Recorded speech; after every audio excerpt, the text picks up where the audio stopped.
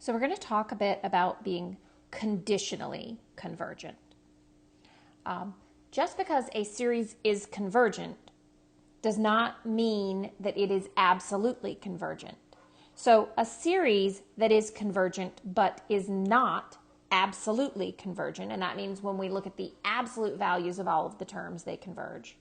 We call that conditionally convergent. So a specific general series may be divergent, such as the harmonic series, but when we create a condition and we make it alternating, we can say, well, the harmonic series does converge when it's alternating, making it conditionally convergent. All right, so an alternating series is absolutely convergent if both the series and the absolute value of the series converge. But if it's positive related series, where we look at all of the terms in a positive context, if that diverges, even while the alternating series converges, we say that it's conditionally convergent. So it only converges when this condition of the series being alternating is met. And because I like to repeat myself, I'm going to repeat what is typed here. The harmonic series, 1 over n, it diverges. But as we looked at in a previous example, the alternating harmonic series converges. That makes it conditionally convergent. So we're also going to look at an alternating p series. P series generally diverges. However, when we put that alternating condition in there, it does converge. Okay, so we'll look at that as an example. But before we do that, I want to talk about, what we do to determine if an alternating series is absolutely convergent, conditionally convergent, or just plain divergent. So the first thing you have to do is you have to apply the alternating series test. And if it's divergent, you'll see that right away with the alternating series test and you'll be done. But likely you'll get something that is convergent. So you'll need to continue on.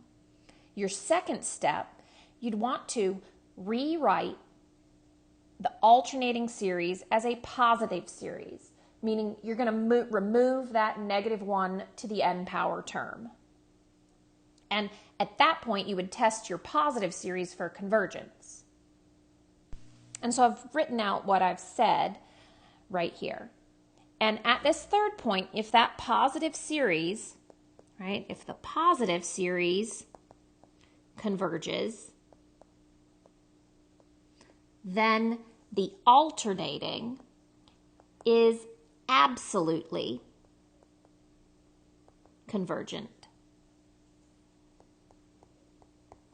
And if the positive series diverges, and we're missing that plus there, if it diverges, then the alternating series in this case would be conditionally convergent.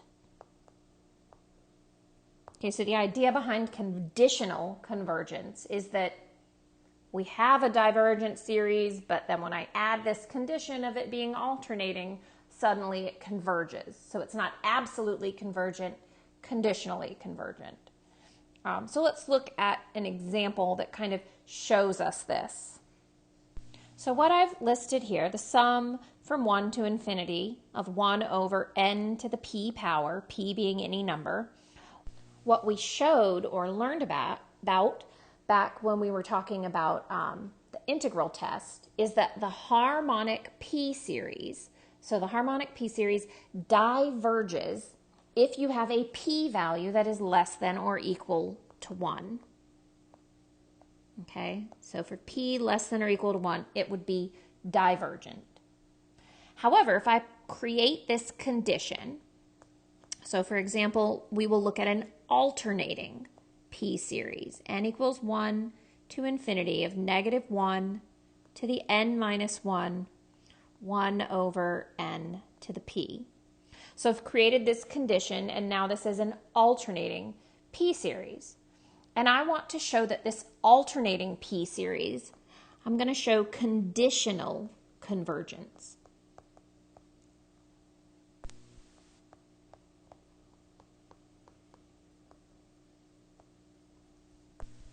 So, like I said, up here we have the harmonic P series. But when we consider the alternating P series, we can apply the alternating series test, make sure that the alternating series converges, and then show that this is conditionally convergent. It can't be absolutely convergent because that positive version of the series diverges. And so when we think about our alternating series test, we need to know that this is a series representing, it is a decreasing sequence with a limit of 0, and all of the terms are going to be positive. And P represents a positive constant, right?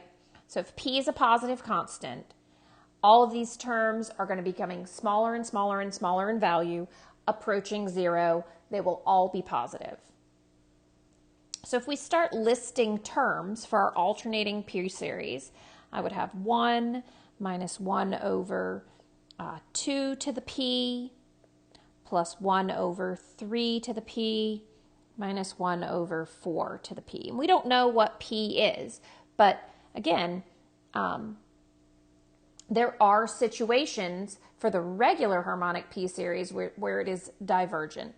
So we're going to look and see if we can show that this is always convergent, the alternating series. And this does, it converges for any P value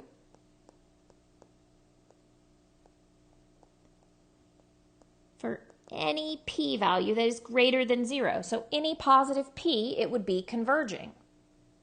And we can show that because I can come down here and I can say, well, if P is greater than 1, then we can say this. And for example, I'm going to let P equal 3/2, which is a value greater than 1. And if I look at the sum of this series, I would then have 1 minus 1 over plugging in 2, raising it to the 3/2 power. I would get the square root of 8. So plugging in n equals 3, we get positive 3 to the 3/2 power is 27 minus 1 over 4 to the 3/2 power is root 64. And if I take these terms, this series, and I run it through my alternating series test, I'm going to get that this is convergent. And if we recall my regular P series, it would also converge if P is greater than 1. So for any P value greater than 1, the alternating series here is absolutely convergent, which it was convergent before, and then it's convergent when it is alternating. But how about if we look at P being fractional? So P has to be positive, but it's somewhere between 0 and 1. So for example, we could say let P equal 1/2. And if we run through this, we're going to get a very similar argument. I got 1 minus 1 over root 2 plus 1 over root 3 minus 1 over root 4, continuing along. And this series would also pass our alternating series test. So this guy is convergent. But remember, up above, we said, well, for P values less than or equal to 1, we had a divergent series. So because it was divergent, but we've added this alternating condition and it's convergent, we can say in this situation it is conditionally convergent. So I hope that helps to explain the difference between absolute convergence and conditional convergence.